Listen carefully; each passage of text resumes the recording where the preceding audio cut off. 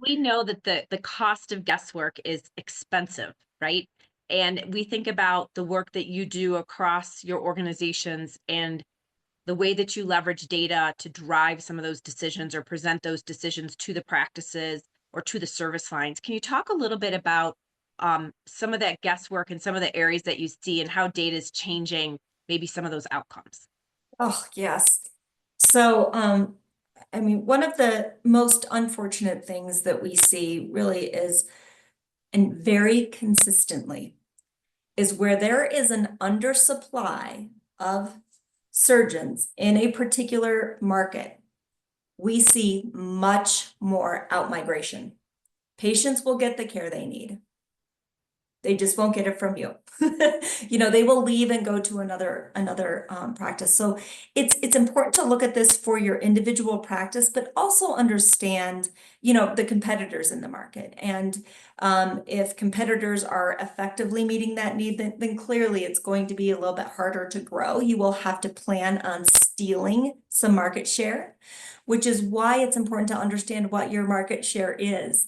And if you don't get those patients, what competitors are getting them? Do you have better programs than they do?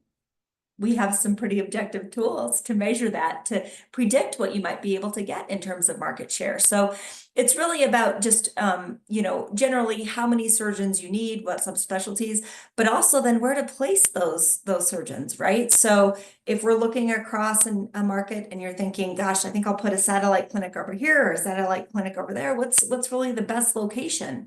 When you have a new surgeon coming in, you might say, oh, we've got space for that surgeon up north in the northern part of our market in that clinic.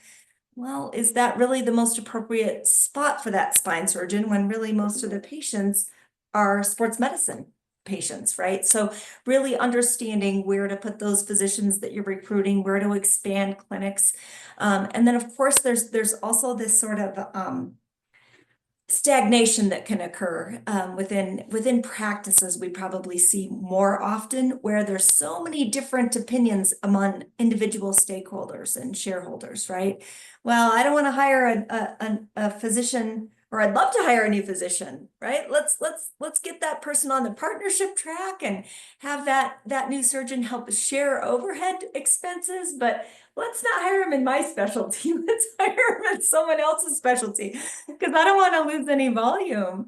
So really there can be kind of a lack of alignment, and really using more data-driven approaches can really help very quickly build consensus among the group.